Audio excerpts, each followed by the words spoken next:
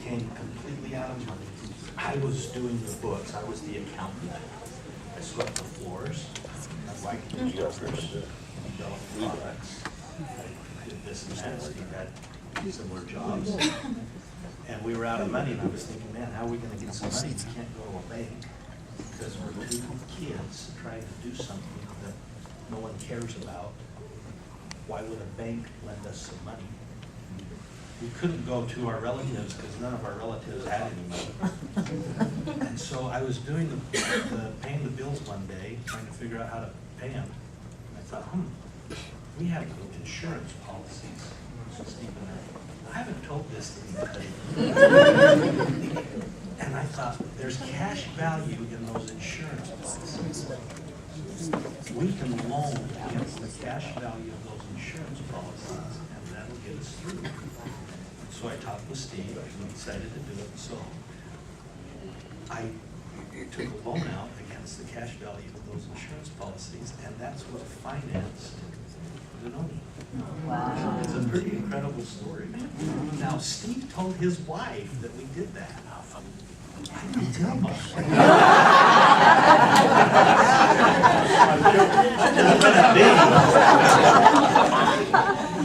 Well, I'm glad we were able to pay it back.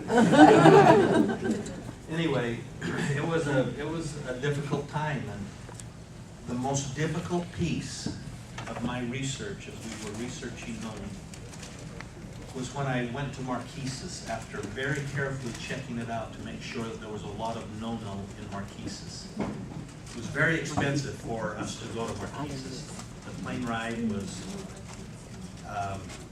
more expensive than it was from LA to Tahiti. Wow. And I had to take 2 translators with me, and I had to pay for those translators. Well, when we arrived after a very difficult plane ride and a long, long Jeep ride, and standing in this one-room hut, hot, muggy, bugs flying all over, I learned that there was a communication error. And all the time that I had asked if there's a lot of no-no in Marquesas, I learned that the Marquesian word no-no meant mosquito. Oh. And the word for the fruit was noni. Standing in that little one-room hut, that was the first time I ever heard the word noni. And I was embarrassed. I felt sick. I felt a little dumb and stupid that I would make an error like that after spending that much money. So I asked the translator after that, I said, man, this is too hard. I don't want to do it anymore. People are laughing at me, calling me crazy. I just don't want to do it anymore.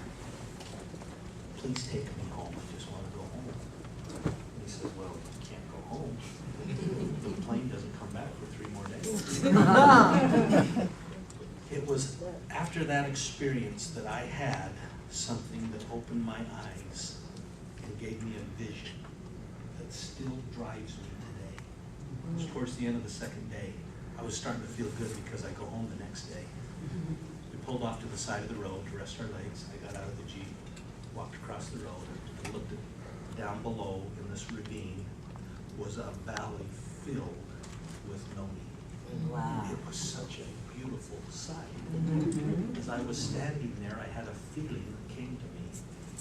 And the feeling was that this fruit will bless the lives of millions and millions of people. Yes. Yes. And so suddenly, I didn't care if people were laughing.